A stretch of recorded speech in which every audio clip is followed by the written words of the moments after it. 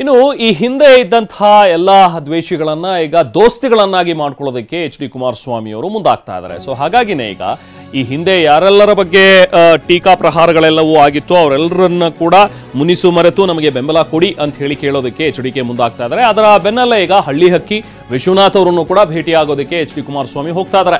ಇವತ್ತು KR ನಗರಕ್ಕೆ ಮಾಜಿ ಸಿಎಂ ಎಚ್ ಡಿ ಕುಮಾರಸ್ವಾಮಿ ಅವರು ಹೋಗ್ತಾರೆ.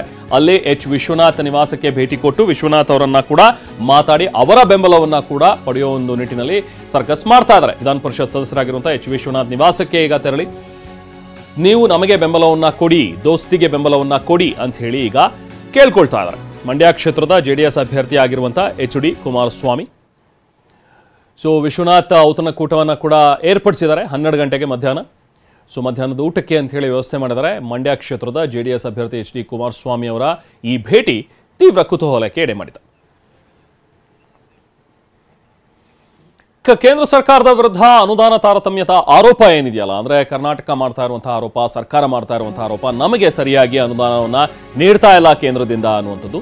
ಸೊ ಇದಕ್ಕೆ ಸಂಬಂಧಪಟ್ಟಂತೆ ಈಗ ಕೇಂದ್ರ ಸರ್ಕಾರದ ವಿರುದ್ಧ ಏನು ರಾಜ್ಯ ಸರ್ಕಾರ ಆರೋಪಿಸಿತ್ತು, ಇದ್ರ ಬಗ್ಗೆ ಈಗ ಕೇಂದ್ರ ಹಣಕಾಸು ಸಚಿವೆ ನಿರ್ಮಲಾ ಸೀತಾರಾಮನ್ ಒಂದು ಸುದ್ದಿಗೋಷ್ಠಿಯನ್ನ ಕರೆದಿದ್ದಾರೆ. ಇವತ್ತು ಬೆಂಗಳೂರಿನಲ್ಲೇ ಇರುವಂತಹ ಸುದ್ದಿಗೋಷ್ಠಿ ಅದು ಗಮನ ಸೆಳೆದಿದೆ. ಮಧ್ಯಾಹ್ನ 3 ಗಂಟೆಗೆ ಇರುವಂತಹ ಒಂದು ಸುದ್ದಿಗೋಷ್ಠಿಯಲ್ಲಿ ನಿರ್ಮಲಾ ಸೀತಾರಾಮನ್ ಅವರು ದಾಖಲೆಯನ್ನ ರಿಲೀಸ್ ಮಾಡುವಂತಹ ಸಾಧ್ಯತೆಗಳಿವೆ. ಅಂದ್ರೆ ಕೇಂದ್ರದಿಂದ ರಾಜ್ಯಕ್ಕೆ ಎಷ್ಟು ಅನುದಾನ ಕೊಟ್ಟಿದೆ ಕೇಂದ್ರ ಸರ್ಕಾರ ಅನ್ನುವಂಥದ್ರ ಬಗ್ಗೆ ಒಂದಷ್ಟು ದಾಖಲೆಗಳನ್ನ ರಿಲೀಸ್ ಮಾಡುವಂತಹ ಸಾಧ್ಯತೆ ಇದೆ.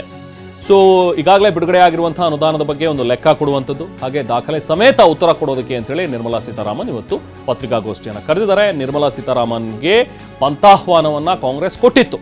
ಬಹಿರಂಗ ಚರ್ಚೆಗೂ ಕೂಡ ದಿನಾಂಕ ನಿಗದಿ ಮಾಡಿದ್ರು ಸಚಿವ ಕೃಷ್ಣ ಬೈರೇಗೌಡ.